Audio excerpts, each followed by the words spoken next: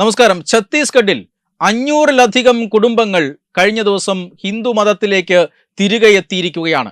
അതായത് ഈ 500-ലധികം കുടുംബങ്ങളിൽ നിന്നുള്ള 610-ലധികം ആളുകളാണ് സ്വധർമ്മത്തിലേക്ക് തിരിച്ചു വന്നത്.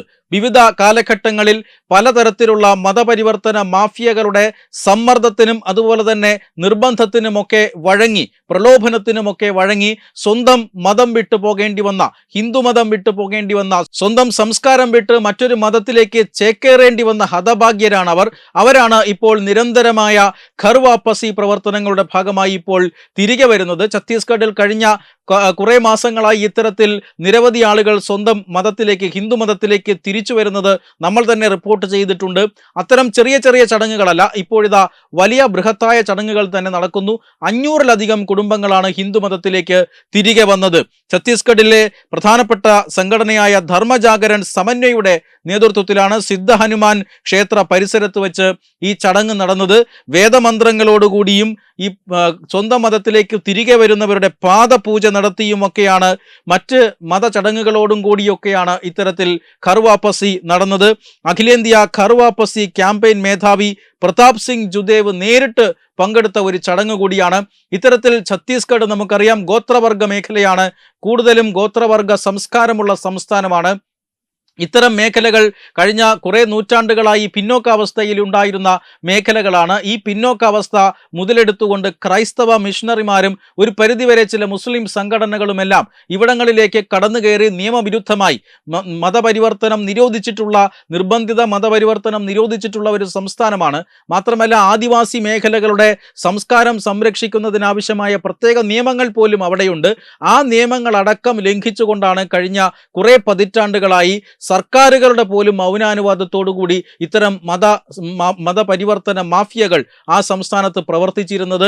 സാധാരണക്കാരായ ജനങ്ങളുടെ പട്ടിണി, അതുപോലെ തന്നെ സാമൂഹികവും സാമ്പത്തികവുമായ പിന്നോക്കാവസ്ഥ, ഇതെല്ലാം മുതലെടുത്തുകൊണ്ടാണ് ഇത്തരത്തിൽ മതപരിവർത്തനം കഴിഞ്ഞ കാലങ്ങളിൽ നടന്നിരുന്നത്. എന്നാൽ ആ മതപരിവർത്തനത്തിന് ബദലായി, അല്ലെങ്കിൽ വിദേശ ഫണ്ടിന്റെ സഹായത്തോടു കൂടി നടക്കുന്ന മതപരിവർത്തനത്തിന് എതിരായി നടത്തപ്പെടുന്ന ഈ പറയുന്ന മതം വിട്ടുപോകുന്ന ആളുകളെ തിരികെ സ്വധർമ്മത്തിലേക്ക് കൊണ്ടുവരാനുള്ള ഏറ്റവും പ്രധാനപ്പെട്ട ഒരു പ്രസ്ഥാനമായി ഘർ വാപ്പസി മാറിക്കഴിഞ്ഞിരിക്കുന്നു. ഛത്തീസ്ഗഡ് പോലെയുള്ള സംസ്ഥാനങ്ങളിൽ ഘർ വാപ്പസിയുടെ പ്രവർത്തനങ്ങൾ വളരെയധികം ശക്തമാണ്. അത്തരം പ്രവർത്തനങ്ങളുടെ ഭാഗമായിട്ടാണ് ഇപ്പോൾ സ്വന്തം മതം വിട്ട് പോകേണ്ടി വന്നവരെ തിരികെ സ്വസംസ്കാരത്തിലേക്കും ഹിന്ദുത്വത്തിലേക്കും തിരിച്ചു കൊണ്ടുവരാനുള്ള ഒരു ശ്രമം ഈ സംഘടനകൾ നടത്തിയിരിക്കുന്നത്. അതിൻ്റെ ഭാഗമായിട്ടാണ് ഇപ്പോൾ 500-ലധികം കുടുംബങ്ങൾ, അതിൽ നിന്നുള്ള 610-ലധികം ആളുകൾ ഇപ്പോൾ വിവിധ മതവിഭാഗങ്ങളിൽ നിന്നും, ഇതിൽ പലരും ക്രൈസ്തവരാണ്, ഭൂരിഭാഗവും ക്രൈസ്തവരാണ്. നമുക്കറിയാം ക്രൈസ്തവ സംഘടനകളാണ്, കേരളത്തിൽ നിന്നുള്ള പല ക്രൈസ്തവ സംഘടനകളടക്കം ഛത്തീസ്ഗഡ് പോലെയുള്ള സംസ്ഥാനങ്ങളിൽ പിന്നോക്ക മേഖലകളിൽ പ്രവർത്തനങ്ങളുമായി നടക്കുന്നുണ്ട്. ഇതെല്ലാം വർഷങ്ങളായി നടന്നു വരുന്നതാണ്. എന്നാൽ ഇപ്പോൾ നിയമം കൂടുതൽ കർശനമാവുകയാണ്. മാത്രമല്ല സമൂഹത്തിൻ്റെ ഭാഗത്തു നിന്നും ചില പ്രതിരോധ പ്രവർത്തനങ്ങൾ കൂടി ഉണ്ടാകുന്നു. അത്തരത്തിലുള്ള പ്രതിരോധ പ്രവർത്തനത്തിൻ്റെ ഭാഗമാണ് ഘർ വാപ്പസി. ഇതാ ഘർ വാപ്പസിയിലൂടെ 500 കുടുംബങ്ങൾ കൂടി തിരികെ ഹിന്ദുമതത്തിലേക്ക് തിരികെ വന്നിരിക്കുകയാണ്. വെബ് ഡെസ്ക് തത്തുമൈ ന്യൂസ്. HIV അണുബാധ സന്തോഷപൂർണമായ ഒരു ജീവിതത്തിന് തടസ്സമല്ല. HIV അണുബാധയ്ക്ക് ഫലപ്രദമായ ചികിത്സ ഇന്ന് ലഭ്യമാണ്. ഇതിന് യഥാസമയം അണുബാധ കണ്ടെത്തുന്നതും കാലേക്കൂട്ടി ചികിത്സ നടത്തേണ്ടതും അത്യാവശ്യമാണ്. സൗജന്യമായ ചികിത്സയും മാർഗനിർദ്ദേശങ്ങളും സർക്കാർ ആശുപത്രികളിലെ ART അഥവാ ഉഷസ് കേന്ദ്രങ്ങളിൽ ലഭ്യമാണ്.